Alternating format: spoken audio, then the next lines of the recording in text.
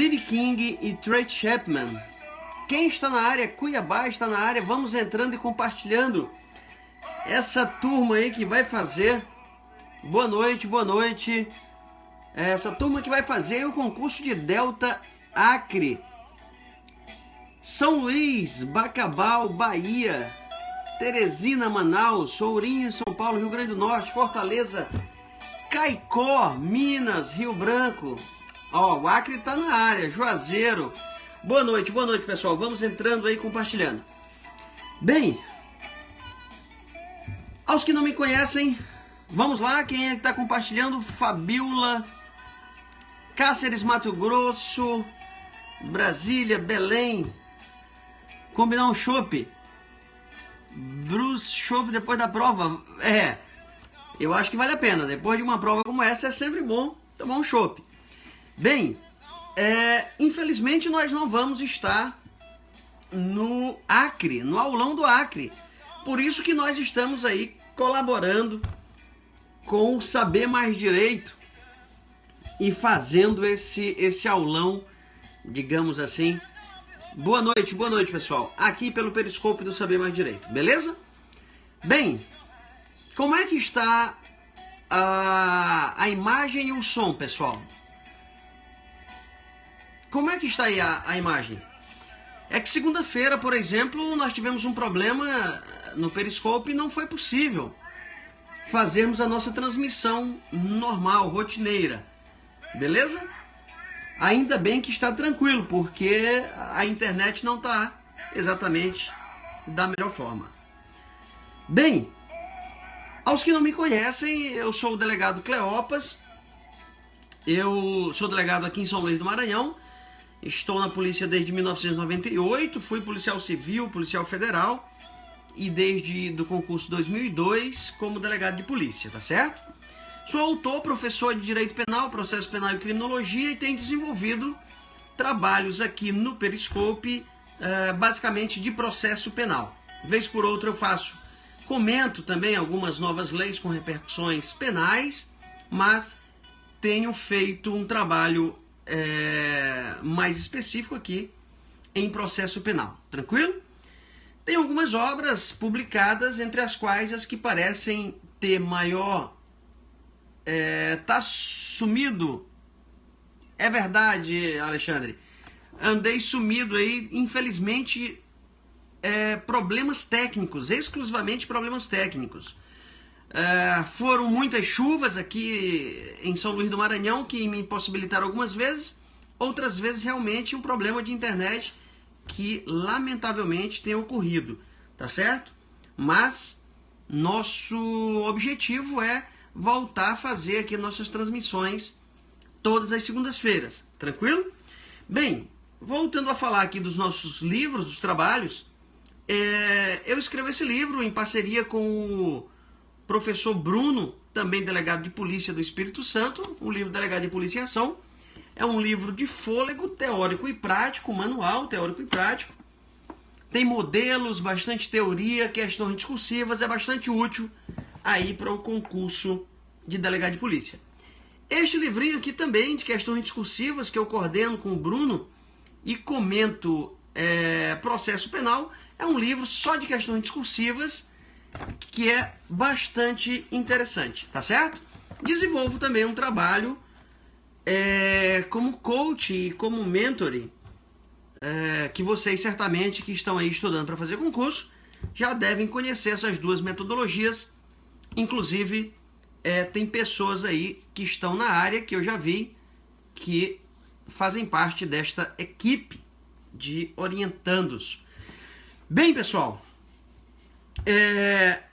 hoje, segundo a orientação que nos foi dada, nós vamos ter um tempo bem breve. Vai ser realmente um livro novamente. Qual deles? Este livro, Delegado de Polícia em Ação. A Juliana, que está aí na área. Tem também a Elinalva. Outros que estão aí, se identifiquem. Os que são coaches. Os que estão sendo orientados aí por mim. Bem, nós vamos trabalhar em pouquíssimo tempo, nós temos muito pouco tempo hoje, para falarmos de algumas perspectivas de dois grandes temas, segundo a orientação que nos foi dado, repassado pelo Saber Mais Direito, que é o tema de inquérito policial e prisões, basicamente aí, medidas cautelares, em especial prisionais, tá certo? O concurso do Acre vai ser elaborado, as provas do concurso do Acre serão elaboradas por uma banca que, segundo informações, faz parte do mesmo grupo da FUNCAB. É isso mesmo? Vocês confirmam? Por conta disso, preferimos utilizar uma estratégia que nós utilizamos no concurso do Pará, que foi elaborado pela FUNCAB, para trazermos aqui o posicionamento, aquilo que parece divergente em relação a esses dois grandes temas, inquérito policial e prisões, que representam aí cerca de 40%, 50% da prova, tá? É enorme, a incidência é absurda, são os dois grandes temas, junto com provas e ação penal, são os 4 grandes temas que vocês têm que estudar profundamente, e, portanto, eu decidi, então, nós trazer aqui para vocês os posicionamentos do autor que elabora essa prova, que é exatamente o do André Nicoliti, o professor André Nicoliti, que foi trabalhado ontem pela professora que conversou com vocês aqui, processo penal.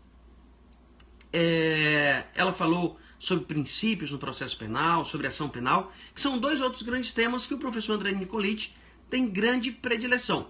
O professor André Nicoliti, que é juiz no Rio de Janeiro, tá? Foi delegado de polícia, tem um manual de processo penal e tem posicionamentos bastante peculiares, e por isso eu acho que é interessante nós trabalharmos esse ponto de vista.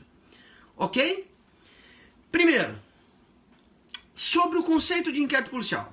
Eu não vou falar aqui absolutamente tudo sobre esses temas, porque seria impossível pelo tempo, e depois porque vocês precisam saber profundamente esses temas, tá?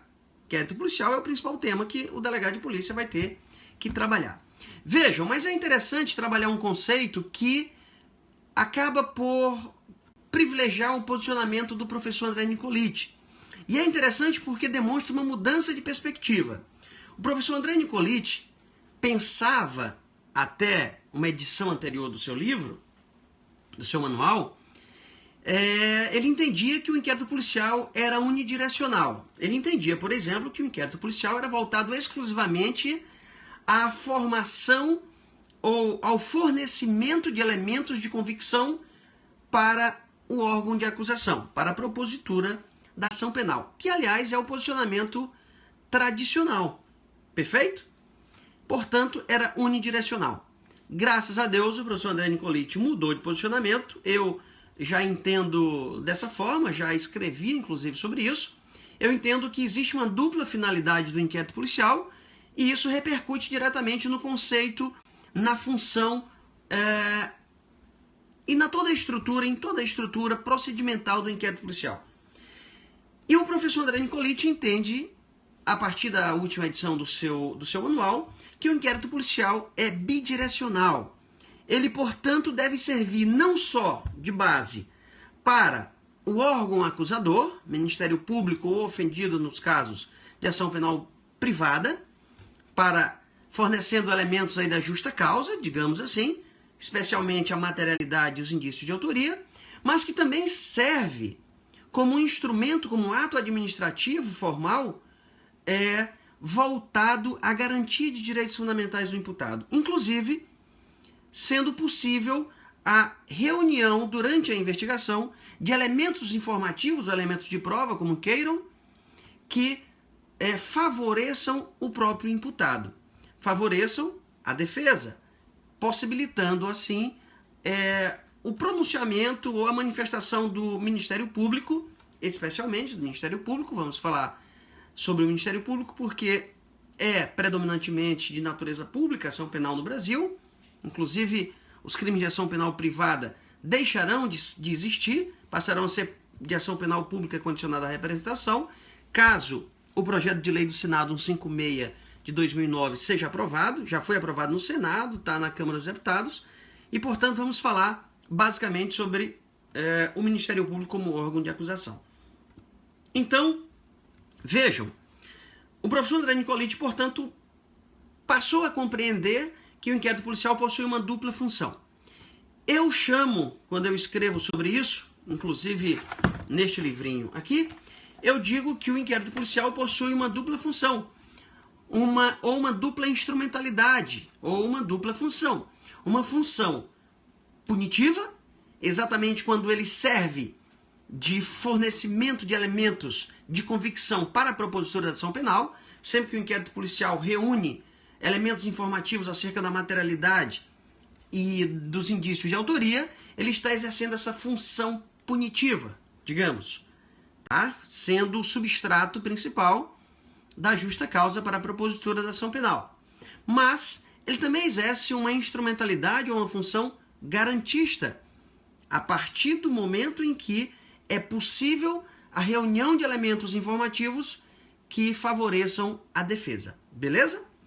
De forma resumida, o inquérito policial, portanto, é um procedimento administrativo, formal, ainda predominantemente escrito, presidido privativamente pelo delegado de polícia, e este regramento está lá na Lei 12.830, que é importante que vocês conheçam, que visa, a partir da realização de diversas diligências, a elucidação do caso penal, instruindo ou trazendo elementos de informação acerca da materialidade dos indícios de autoria, possibilitando, portanto, o fornecimento de elementos mínimos, substrato mínimo, para a propositura da ação penal, ou ainda fornecendo elementos de convicção para a manifestação do Ministério Público sobre o próprio arquivamento do inquérito policial. Este é um conceito que é um conceito bastante garantista, que eu utilizo, e que acaba por abarcar, digamos assim, ou privilegiar a perspectiva do professor André Nicoliti. Vejam, sobre a investigação feita diretamente pelo Ministério Público, embora o professor André Nicoliti concorde que seja viável, ele entende que com a normatização que nós temos atualmente no Brasil, ela é inconstitucional. Tá? Não existe um sistema normativo ainda capaz de possibilitar essa investigação. Com o arcabouço que nós temos, ele entende não ser possível, embora ele entenda que seja bastante razoável que isso aconteça, mas que deve haver uma mudança legislativa, tá certo? Bem, sobre a investigação realizada por órgãos do Poder Judiciário, vocês devem saber que a investigação de membros do Poder Judiciário é feita pelo próprio Poder Judiciário. O professor André Nicoliti tem um posicionamento que me parece bastante razoável, bastante democrático, um posicionamento que está de acordo com o sistema constitucional, qual seja o de que é inconstitucional. Que membros do Poder Judiciário, que os tribunais não possuem legitimidade para investigar os próprios membros. Beleza? Isso fere o sistema acusatório. Tá certo? Sobre as características do inquérito policial, é bastante interessante perceber o seguinte. Embora o professor André Nicoliti diga de forma expressa no seu manual que no inquérito policial não existe contraditório, ele não se dá conta, e aí é uma crítica que eu faço, que logo adiante, quando ele trabalha com as medidas cautelares, ele refaz o seu posicionamento, embora sem dizer isso de forma expressa. Inquestionavelmente, pessoal, existe contraditório na fase de investigação preliminar. Isso ocorre se alguém tiver dúvida, no mínimo, no que diz respeito às medidas cautelares. Se vocês verificarem o artigo 282, parágrafo 3º, o Código de Processo Penal prevê de forma expressa, a partir de uma mudança no sistema de cautelaridade no processo penal brasileiro, estabelecido pela Lei 12.403 de 2011, que o juiz, ao receber uma representação por medidas cautelares, ele deve encaminhar cópia desses documentos de informação para a parte contrária, a parte interessada, entenda-se o representado, e aí eu faço uma outra crítica ao legislador, que não é exatamente a parte, que é claro que não haverá representação por medida cautelar contra o Ministério Público, vai ser sempre o órgão de acusação contra o investigado, contra o imputado, mesmo que na fase preliminar. Isso quando a lei exige que o juiz faça isso, isso nada mais é do que um contraditório, pessoal. Ele vai mandar essas informações, a representação, exatamente para que o imputado se manifeste acerca da necessidade. Mas, professor, mesmo as cautelares inaudita altera pares? Calma, vou já falar sobre isso, tá? Exatamente para que ele se manifeste acerca da necessidade, da adequação e da proporcionalidade em sentido estrito daquela medida cautelar. Mas o próprio 282, parágrafo 3º, faz duas ressalvas, que foi exatamente o que o colega acabou de perguntar. Que ressalvas são essas? Ressalvas óbvias, tá? Então é bastante razoável que essas ressalvas tenham sido albergadas pelo legislador. Ele diz que, ressalvadas as hipóteses de urgência ou de perigo de ineficácia da medida, o juiz deve realizar esse contraditório que poderíamos chamar, a doutrina em geral chama de contraditório prévio ou antecipado, ou ainda um contraditório imediato, como o professor André Nicoliti prefere, ok? Vejam, essas medidas cautelares, por razões óbvias, cuja eficácia dependem do desconhecimento da parte contrária, não podem ser levadas ao conhecimento do investigado, do imputado. Exemplo disso, uma interceptação telefônica, uma busca e apreensão. É evidente que ninguém, sabendo que está interceptado, vai falar bobagem no telefone. Ou que vai sofrer uma medida como uma busca e apreensão, vai deixar qualquer elemento de prova, qualquer fonte de prova no local, na sua residência, escritório, coisa parecida. Então essas medidas, cuja eficácia dependem do desconhecimento da parte contrária, obviamente, a toda evidência será realizada inaudita altera pares, tá certo?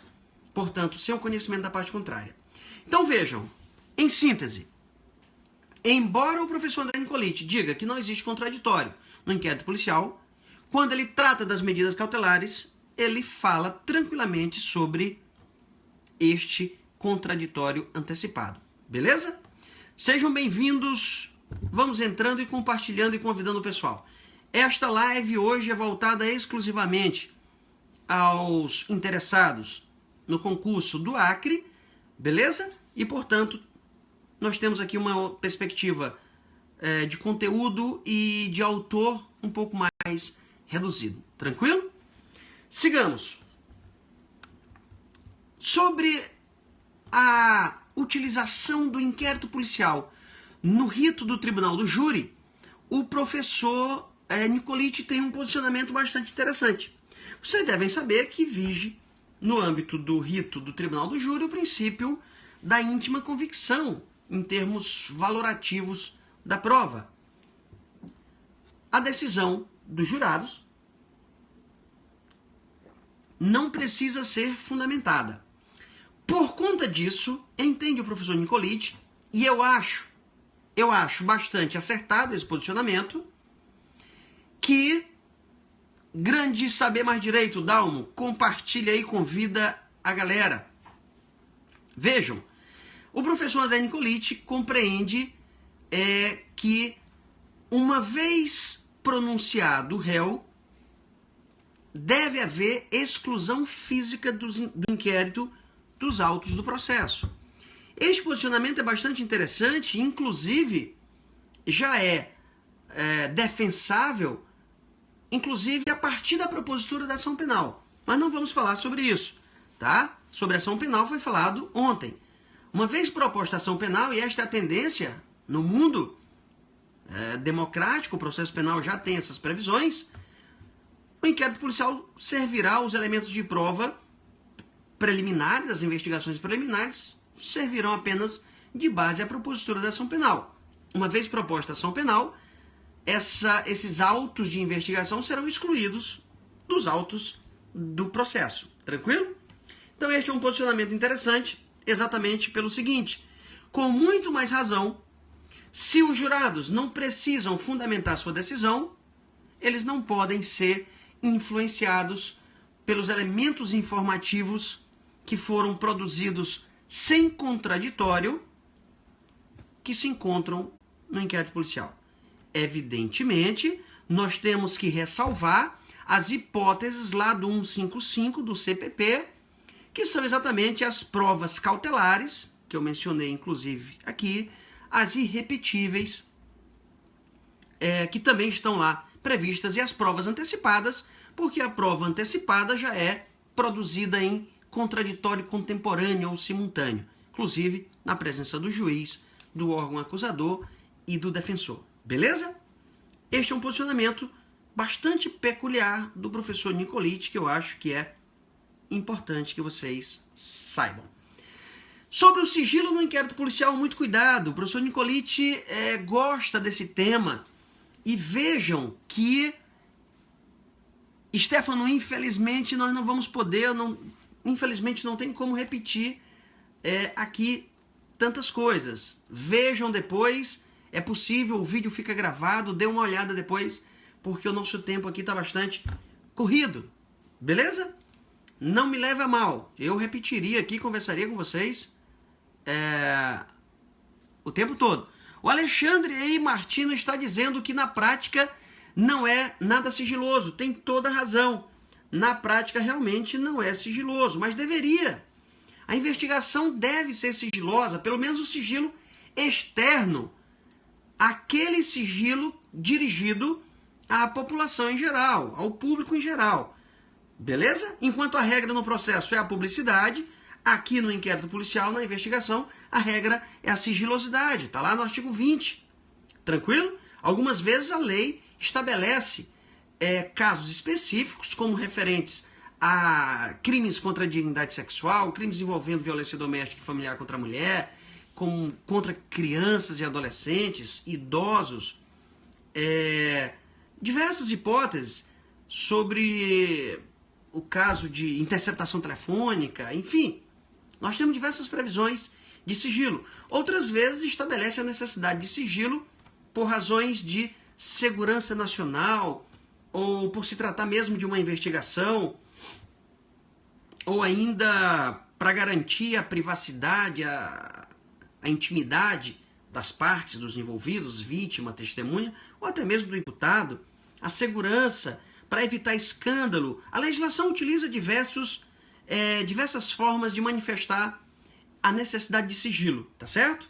Mas cuidado, houve mudanças recentes no Estatuto da OAB e é essencial que vocês verifiquem, possibilitando, na verdade, reforçando o teor da súmula vinculante número 14 e, inclusive, modificando um pouco, porque ela diz respeito à investigação criminal e a alteração feita no Estatuto da OAB diz respeito a qualquer forma de investigação, não só policial, mas investigação de qualquer natureza, tá certo? O advogado tem acesso, deve ter acesso, independente, inclusive, de procuração. Essa procuração será exigida apenas quando houver sigilo. E, por óbvio, nós temos apenas uma hipótese de sigilo absoluto. Vejam, como regra, sigilo externo, sigilo interno é parcial. Como regra, o advogado deve ter acesso, mas tanto a súmula vinculante número 14 quanto o Estatuto da OAB, com a recente mudança que eu fiz referência, estabelece uma hipótese de sigilo absoluto, inclusive interno, que diz respeito. Professor, efetivamente tem contraditório? Tem contraditório. Eu acabei de fazer referência nas hipóteses de medidas cautelares e eu entendo, inclusive, que existem outras hipóteses de contraditório, mas, infelizmente, não poderemos falar agora. Qual é o sigilo absoluto que existe, inclusive, no interno, sigilo interno? Já foi dito aqui que é exatamente na hipótese das diligências ainda não documentadas, tá certo? Mas cuidado, perfeito, não documentadas. No caso de interceptação, perfeito. Mas vejam, cuidado, porque não é possível que alguns delegados, infelizmente isso acontece, acabam dizendo para os advogados que algumas diligências ainda não se encontram documentadas e, portanto, não poderão fornecer essas informações. Cuidado, tá? Caso se entenda que não está havendo cumprimento da própria súmula vinculante número 14, nós temos algumas medidas aí judiciais, que vai desde a reclamação constitucional, que é complicado o STF se manifestar, ter que apreciar esses casos que podem ocorrer no Brasil inteiro, mas também é possível o próprio habeas corpus, já que o habeas corpus tem sido utilizado, perfeito, exatamente, para diversas razões, e também mandado de segurança em matéria criminal, tá certo? Então, reclamação constitucional, habeas corpus e mandado de segurança constitucional é possível. Tranquilo? Senhores, sobre a comunicabilidade dos vícios do inquérito policial. Vocês sabem que a doutrina em geral diz que são incomunicáveis, são instâncias independentes. O que acontece é mais ou menos como aquele ditado, o que acontece em Vegas, fica em Vegas. Aqui seria mais ou menos isso. O que acontece na fase de investigação, fica na investigação, diz a doutrina predominante, majoritária. Não se comunicaria com a ação penal, não contaminaria, perfeito. Mas nós temos decisões do STJ, inclusive no caso da Operação Satyagraha, que entendeu sim haver essa comunicabilidade. Existe, o professor Nicoliti também entende ser possível. Eu também entendo que isso é possível e tem um livro fantástico, é um livro que melhor trata sobre o assunto, que é uma tese sobre nulidades no processo penal, a tese do professor Ricardo Jacobsen Glecknen, professor da PUC do Rio Grande do Sul, um amigo, parceiro, que inclusive faz o prefácio deste livro, tá? É o melhor livro de nulidades no Brasil, sem qualquer sombra de dúvida. E o professor Ricardo Gleckner fala sobre o princípio da extensibilidade jurisdicional dos vícios do inquérito, ok? Eu, inclusive, trato sobre isso aqui, quando falo sobre prisão em flagrante. Princípio da extensibilidade, tranquilo? Se alguém tiver interesse de conhecer, eu posso mostrar aqui para vocês. O livro é este, tá? Nulidades no processo penal. Excepcional. Tranquilo? Bem, ainda predomina o entendimento de que não é extensivo, mas o professor André Nicoliti entende dessa maneira que há sim comunicabilidade e o que é determinante é apenas saber qual a afetação, de que forma que esse vício produzido na fase do inquérito policial afeta, repercute na justa causa para a propositura da ação. Beleza? Tranquilo? Vamos lá? Sigamos. Tem gente da Palestina aqui assistindo, deve fazer o concurso no Acre. Beleza? Alguém da Palestina. Bem, vamos lá, pessoal. Sobre a instauração. Pessoal, a doutrina majoritária, eu inclusive escrevo sobre isso. Escrevi na semana passada uma coluna, eu tenho uma coluna no Saber Mais Direito, Empório do Direito, que Saber Mais Direito, no Empório do Direito. Todo sábado eu e o Bruno publicamos um artigo lá. A coluna se chama Atividade Policial entre Constitucionalismo e Democracia, e eu fiz uma análise crítica aí das formas de instauração de inquérito policial. Inclusive cito o professor Nicoliti. Vocês devem ter estudado, e isso é um tema básico dos básicos. Todo mundo sabe. Todo mundo, a doutrina em geral, afirma que, e com fundamentos, inclusive, no próprio CPP, está lá no artigo 5º, todos os incisos, que o inquérito policial pode ser instaurado das seguintes formas, 6 formas básicas. De ofício, mediante portaria, nos casos de crimes de ação penal pública incondicionada, requisição do Ministério Público ou do Judiciário,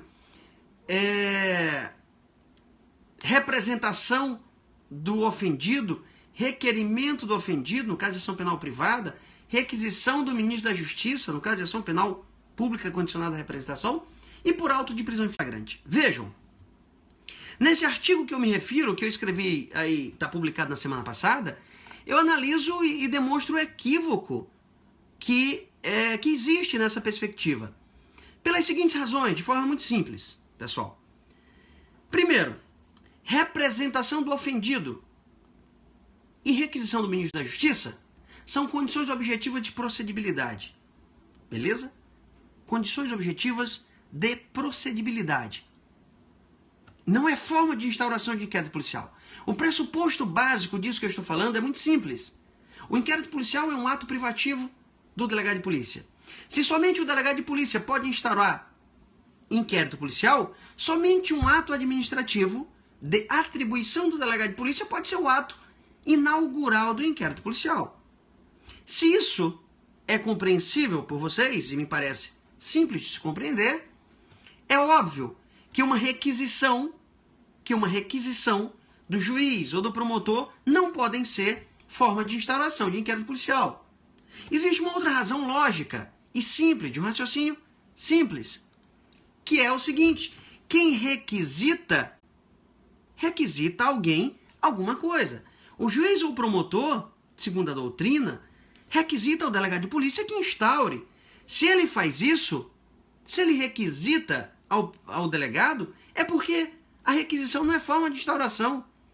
Esse raciocínio me parece muito simples. Vocês não acham? Portanto, requisição também não é forma de instauração. Ora, o que existe, pessoal, é uma confusão por parte da doutrina entre notícia criminis, entre forma de provocação de instauração de inquérito policial e o próprio auto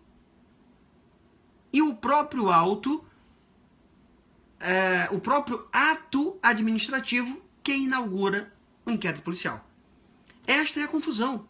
Só existem 2 formas de se instaurar um inquérito policial. E o professor André Nicoliti,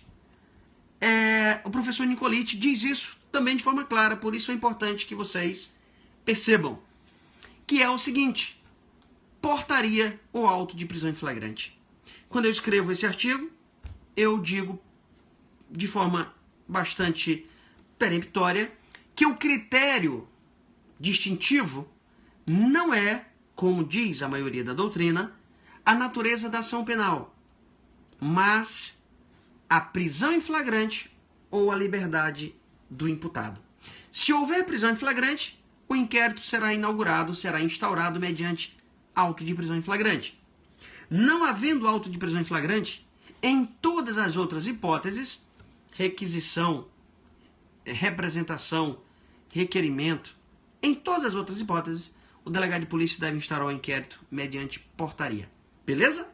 Fiquem atentos para isso, porque o professor Nicoliti tem esse posicionamento. E isso é interessante. Vejam. Outro posicionamento que é bastante peculiar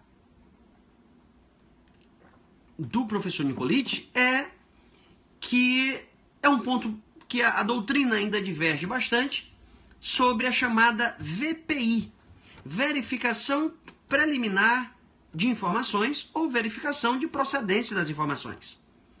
Significa um procedimento administrativo, também privativo do delegado de polícia, prévio ao inquérito policial. Ou seja, nas hipóteses, por exemplo, de denúncia anônima, como a Tamires acaba de sugerir. Vocês sabem que os tribunais superiores entendem que a denúncia anônima não é suficiente para desencadear um inquérito policial, nem tampouco a representação por medidas cautelares.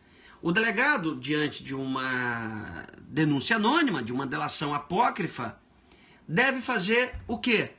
Instaurar uma VPI, uma verificação preliminar de informações, e se houver procedência dessas informações, aí sim ele instaura inquérito policial.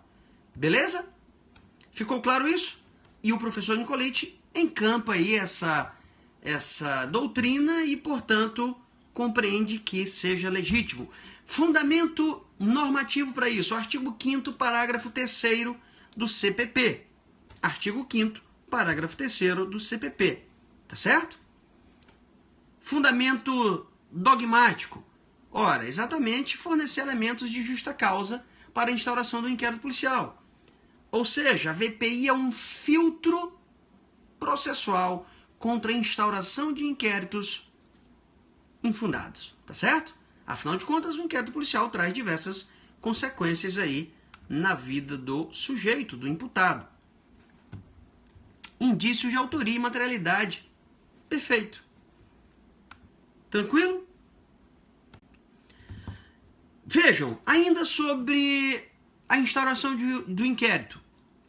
O Nicoliti entende, e me parece razoável também, que não é possível, não é democrático, não está de acordo com o sistema acusatório, o juiz requisitar ao delegado a instauração de inquérito policial.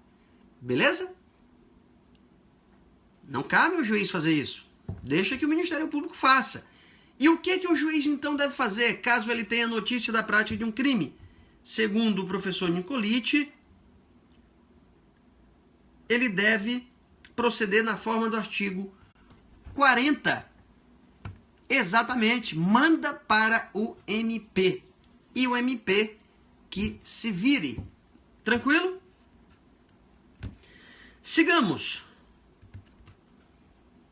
Uma outra coisa, um outro posicionamento que é interessante, mesmo ele sendo juiz, mas nesse aspecto ele se posiciona ainda como da época que foi delegado. Ele diz que o delegado não é obrigado a instaurar um inquérito policial de forma automática, digamos assim. Exato. Todas as vezes que houver requisição do Ministério Público ou do juiz, mesmo para aqueles que assim entendem. Ou seja, o delegado, obviamente, tem que analisar, tem o poder de analisar e a discricionariedade de analisar juridicamente se existe ou não legalidade e viabilidade para aquela instauração. Eu, por exemplo, já deixei mais de uma vez de atender uma requisição, obviamente de forma fundamentada, devolvendo inclusive por problemas formais, tá certo? Entendendo que era de atribuição da Polícia Federal, porque o crime era de competência da Justiça Federal. Tranquilo? Essa é uma hipótese, por exemplo. Tá? Então, ele tem esse posicionamento. Um outro posicionamento que é bastante interessante e que é bem provável que ele gosta bastante é sobre a análise. Vejam, requisição é obrigação. Claro, é uma ordem. Não, porém, isso não significa, o fato de requisição ser uma ordem, que esta ordem deve ser cumprida. Obviamente, ordem ilegal não deve ser cumprida. É claro, o delegado vai analisar e se estiver de acordo com a legalidade, ele cumpre. Tranquilo? Não confundir essas coisas, certo? Sobre a análise do princípio da insignificância pelo delegado de polícia. O professor Nicoliti entende, e esse é um posicionamento, é um tema que ele gosta bastante. Além do seu livro, ele já escreveu artigos sobre isso. Ele entende que o delegado pode e deve analisar o princípio da insignificância, tanto para a instauração do inquérito, quanto para o indiciamento e até a lavratura do auto de prisão em flagrante. E ele acha que não deve fazer. Beleza? Claro, existe bastante divergência sobre isso. Eu estou falando do posicionamento dele porque ele é que vai elaborar a prova, tá certo? Pelo menos esta é a informação que nós temos. Tranquilo? Mas existe divergência. Claro que vocês vão responder dependendo do enunciado, da forma como for enunciado isso na questão. Tranquilo? Sobre a incomunicabilidade, senhores. Sobre a incomunicabilidade. É um outro ponto divergente. Há quem entenda que o 21 do CPP foi recepcionado. Outros. Veja, não é que eu ache que vai vir mais uma doutrina de delta. O que eu acho, segundo as experiências que eu já tive com as provas elaboradas pelo professor Nicolete, é que ele elabora a prova de acordo com a doutrina dele. Tá? Que eu não concordo, mas são as regras do jogo. Basta que nós nos adaptemos a isso. Tranquilo? No Pará deu certo. Vamos ver como é que vai ser aí no Acre. Tranquilo? Não, aí é demais, né? Se no Mato Grosso também fosse, pelo amor de Deus. Também não dá, né? Tem que ter limite. Deve ser uma vez por ano, um estado por ano, 2 no máximo. Não, lá vai ser CESP, né? Eu vou sugerir que o professor Nicolete faça lá na... Foi Líbano? De onde foi que apareceu o cidadão aqui? Palestina, né? Fazer concurso de delegado lá na Palestina, porque ele elabora do jeito que ele quiser lá e o povo entende e responde exatamente na Palestina. Pronto. Bem, sobre a incomunicabilidade. Eu disse para vocês que existe divergência doutrinária, mas o professor Nicolete entende que, exatamente, o povo se resolve lá com ele, bota na faixa de Gaza, faz qualquer coisa lá e resolve. Isso se não levar para a Síria, lá para o Estado Islâmico. Ok? Ele entende que não foi recepcionado, pessoal. Que o 21 não foi recepcionado, portanto é inconstitucional por não recepção. Significa que não é possível o imputado, o preso, ficar incomunicável. Nem mesmo pelos 3 dias, nem com autorização judicial, como prevê o parágrafo único do 21, tá certo? Tranquilo? Cuidado! Vejam só, de vez em quando eu concordo com o professor Nicolete, de vez em quando nós temos os posicionamentos concordantes. Boa noite, quem está chegando agora. É isso aí, esse inclusive é o fundamento, tá? Se no estado de exceção não é permitido, quiçá no estado de normalidade, beleza? Como é o estado de direito. Sobre os prazos de conclusão do inquérito policial, claro, não vou ficar aqui repetindo, porque vocês já estudaram isso direto. A questão é a seguinte, sobre a natureza. Existe uma divergência sobre isso, pessoal. Nós, inclusive, escrevemos aqui, e este é um ponto que nós também estamos de acordo. Sobre a natureza. Qual é a natureza do prazo? Boa noite, vamos compartilhando. A natureza do prazo de conclusão do inquérito policial. Como não temos muito tempo, aliás, nós temos pouquíssimo tempo, eu não vou esperar que vocês respondam aí, eu vou ter que ir direto ao ponto.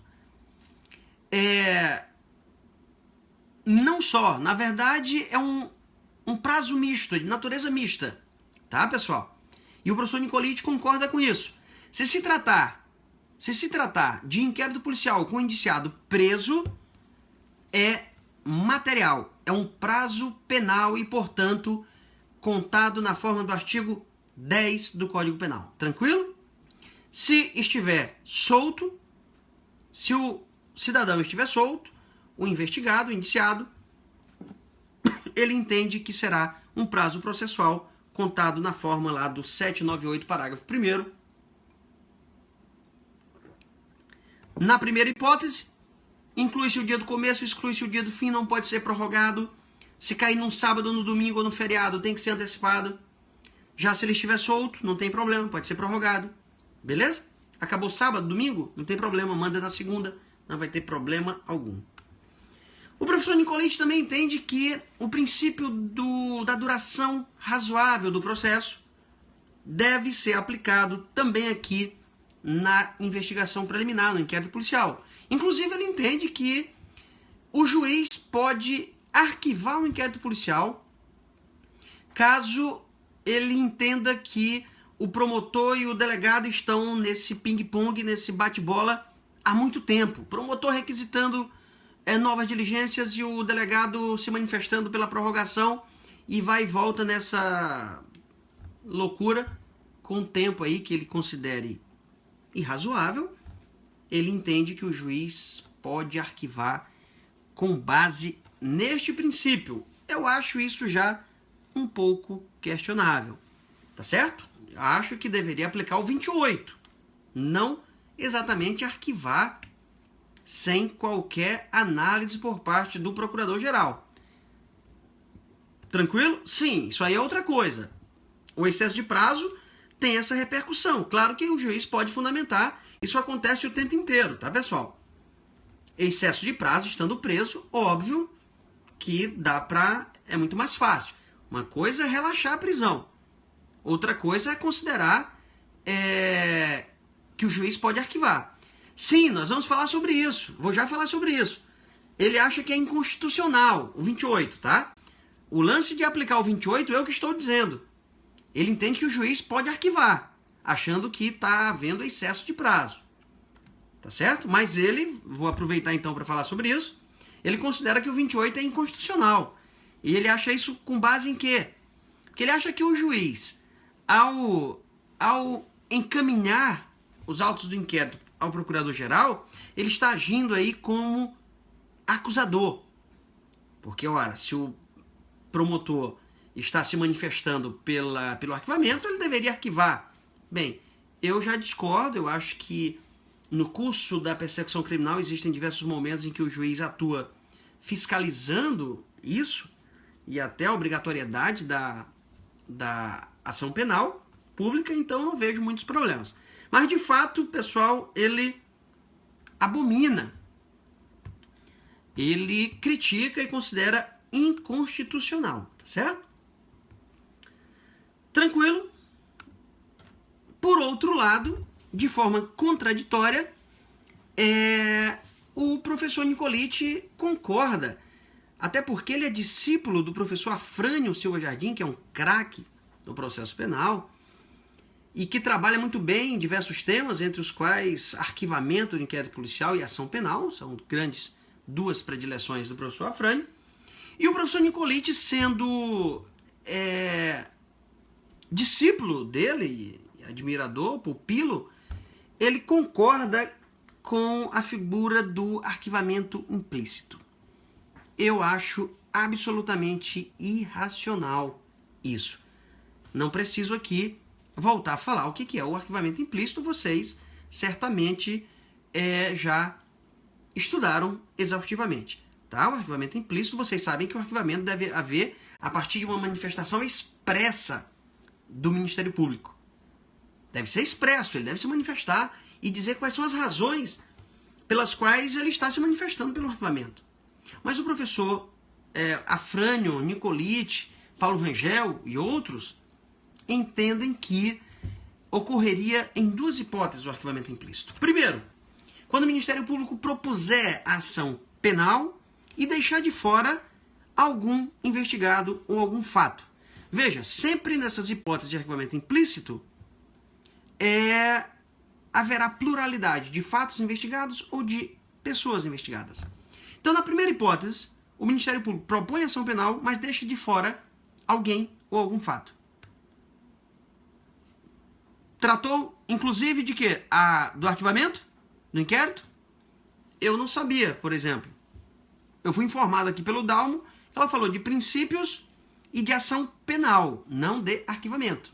Tá certo? Então, beleza. Vamos passar. Tranquilo? Eu entendo que não faz o menor sentido essas hipóteses de arquivamento. O correto seria o juiz, então, notificar o Ministério Público para que ele adite a denúncia. Tranquilo? Não, imputação alternativa é outra coisa, pessoal. A imputação alternativa é outra coisa, tá? Isso sim está dentro de ação penal. Eu acho que ela deve ter falado mesmo. Ok? Vamos lá. Sigamos. Bem, sobre inquérito policial, são esses os aspectos que eu considero que o professor Nicolete traz de uma forma mais particularizada, tá certo? No mais, é o que vocês já estão trabalhando e estudando exaustivamente esse tempo. Tranquilo? Bem, ação penal é um tema que o Nicolete adora e com certeza vai cair bastante. Tá? Provas também ele traz bastante coisa interessante. Pessoal, sobre medidas cautelares. Primeira observação. O professor André Nicolete considera que existe um verdadeiro processo cautelar no processo penal. Eu já discordo dele, mas tudo bem, é interessante que vocês saibam, tá? Eu entendo que não existe um processo cautelar no processo penal. Existem medidas cautelares incidentais que atuam tanto no processo de conhecimento como na execução, mas não um processo cautelar como entende o autônomo, como entende. Manda um alô para os seus alunos da UNDB. Quem é que está falando? A Márcia Couto. Um alô aí para os meus alunos da UNDB, tá? Sou o professor Mariane, Mari Couto, perdão, Mariane, do 5º BV. Beleza, um abraço aí pro pessoal do 5º BV que fez prova hoje, uma prova super fácil, né? O pessoal deve ter achado tranquilaça a prova. Então um abraço aí para vocês, tá bom? Então o professor Nicolete entende que existe um verdadeiro processo cautelar autônomo. Fiquem atentos para isso, que nós temos várias consequências. Ele identifica, inclusive, pessoal, que existe um verdadeiro ius postulandi, um direito de postular, quando o delegado, por exemplo, ou o membro do Ministério Público, representam ou requer, no caso do Ministério Público, por medidas cautelares. Vejo com cautelas, mas de todo modo eu vou ter que compreender isso de forma lato sensu, não técnica, esse no caso do delegado de polícia, já que o delegado não é parte, tá, no processo. Mas, tudo bem. Os princípios reitores do processo cautelar, segundo o professor Nicolete, dignidade da pessoa humana, que ele adora, é um tema que ele adora, cobra o tempo inteiro, elabora diversas questões sobre isso. O devido processo legal, concordo. Nesse aspecto, eu estou de acordo, escrevo sobre isso também. Deve haver uma taxatividade, pessoal, o princípio da taxatividade das medidas cautelares no processo penal. Isso significa dizer que não existem ou não devem existir medidas cautelares penais inominadas. Ou ainda, uma outra consequência, não é possível o chamado, pelo menos aqui no processo penal, poder geral de cautela do juiz. O juiz não pode, a pretexto de estar exercendo o seu poder geral de cautela, decidir estabelecer medidas cautelares inominadas. Obviamente, qualquer medida cautelar penal restringe direitos fundamentais do imputado. E qualquer restrição de direitos fundamentais do imputado deve, obviamente, ser feito com base em lei, tá certo? Deve haver, portanto, previsão legal. O princípio da presunção de inocência é um outro princípio. Isso é um debate interessante. O J. Leão, que deve ser aí sócio da família, dono do Mate Leão. Não, brincadeira, pessoal. Isso é a Coca-Cola, né? Não é o J. Leão. Esse é um questionamento interessante e que poderíamos falar aqui de forma crítica bastante tempo, tá? Eu escrevo sobre isso porque J. Leão, que tá vendo aí, e deve ser, J, se não é parente aí da família do Mate Leão, deve ser do site jurídico J. Deve ser isso? Ah, tudo bem. Foi só uma brincadeira. Eu escrevo sobre isso, que eu que trabalho com medidas cautelares aqui neste livro, e é um tema interessante. Será que seria possível o juiz estabelecer, inclusive de ofício, que é uma outra discussão, medidas cautelares inominadas ou de ofício menos gravosas, por exemplo, em substituição à prisão, ou substituição, ou alternativamente? Esta é uma outra discussão, se as medidas são alternativas ou substitutivas, mas são peculiaridades, pessoal, que infelizmente aqui nesta oportunidade não dá para a gente discutir. Em algum minicurso, quem for aqui de São Luís ou quem tiver interesse pode vir, pode participar de aulas minhas ou minicursos sobre medidas cautelares. O que ele acha da produção antecipada de provas? Infelizmente não vamos poder falar sobre isso aqui, pessoal, porque não vai dar tempo, beleza? Já falei do contraditório antecipado. Uma observação que eu preciso falar aqui, fazer, é a seguinte: o Código de Processo Penal não estabelece qual é o prazo para a manifestação da parte interessada, da parte contrária. Bastos 94 entrou na área, boa noite. Boa noite para ninguém. Bacana. Tchau.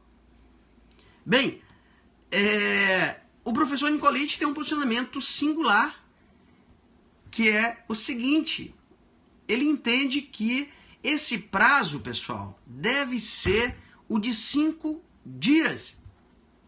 5 dias. O pessoal quer aprender aí. É o Timaia que está na área aí. Timaia. Bacana. A foto é do Timaia? Boa noite, boa noite. Vamos lá, pessoal. 5 dias com base no 185. Ele entende que o 185 deve ser aplicado e, portanto, o prazo seria o de 5 dias, no caso do contraditório antecipado. Beleza, Vila Velha? Tá velha, mas tá na área. Isso aqui é bacana, independente da idade.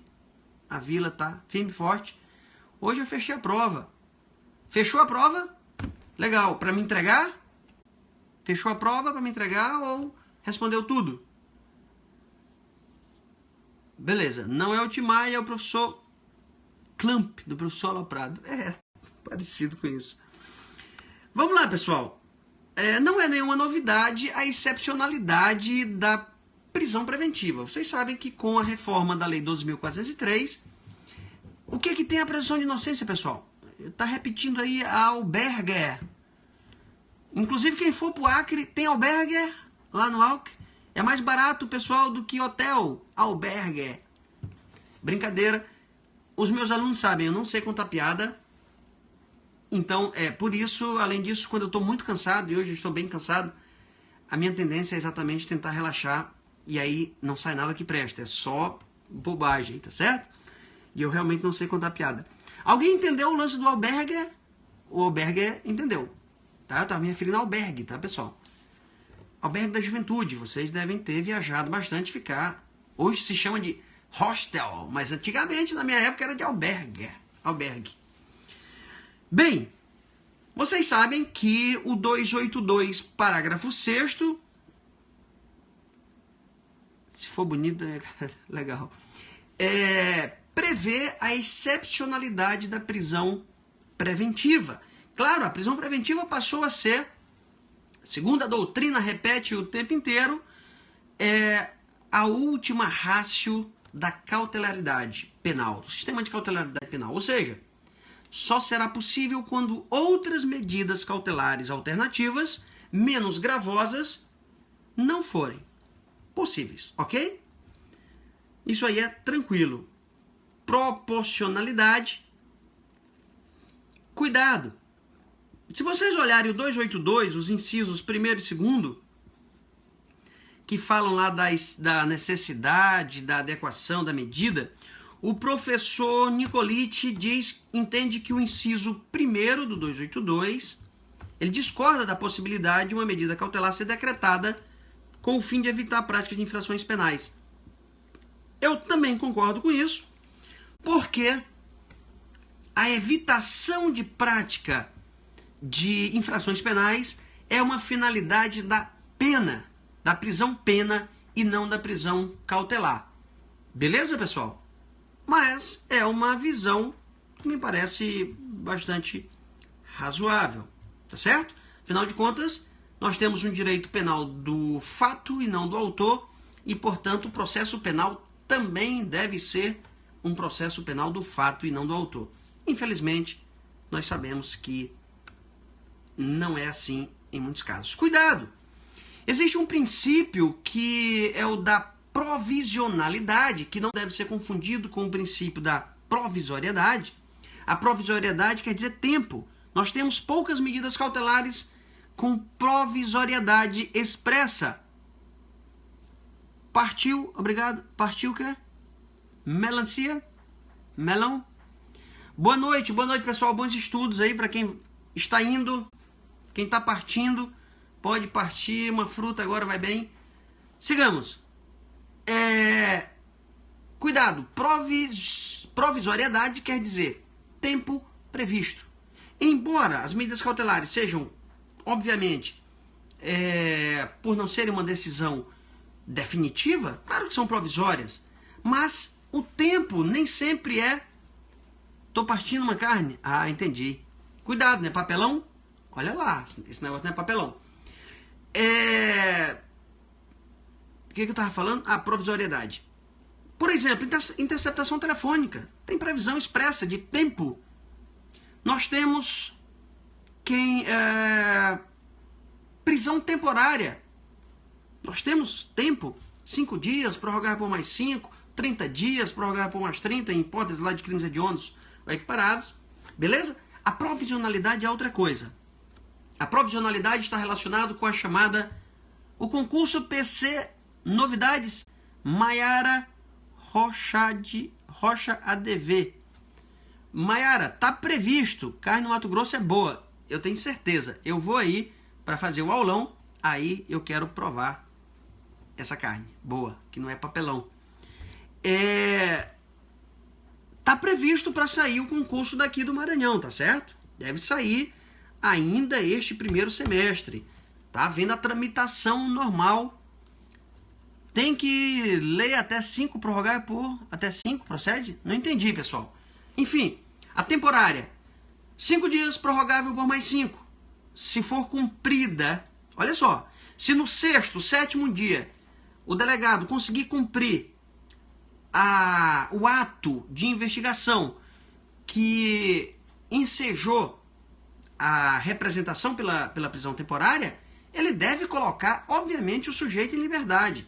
Isso é que é provisionalidade. Significa, as medidas cautelares devem... Beleza. Chegando aí, eu entro em contato, falo para vocês que eu estou indo, e aí vocês podem combinar de ir lá no aulão e a gente se vê. E se conhece pessoalmente, beleza? Vejam só. Prorrogável até... Sim, prorrogável até 5. Claro, não é exatamente mais 5, não. Porque exatamente a provisionalidade quer dizer a medida cautelar só deve permanecer? Não, pessoal, não completamente, tá? Mas nós temos que avaliar isso. E eu falei lá no início, dei uma olhada. Ele acha que contamina sim, mas não é exatamente dessa forma. As medidas cautelares só devem permanecer enquanto o substrato fático, a situação fática que a ensejou, permanecer. Se houver mudança, não deve permanecer. Isso é provisionalidade.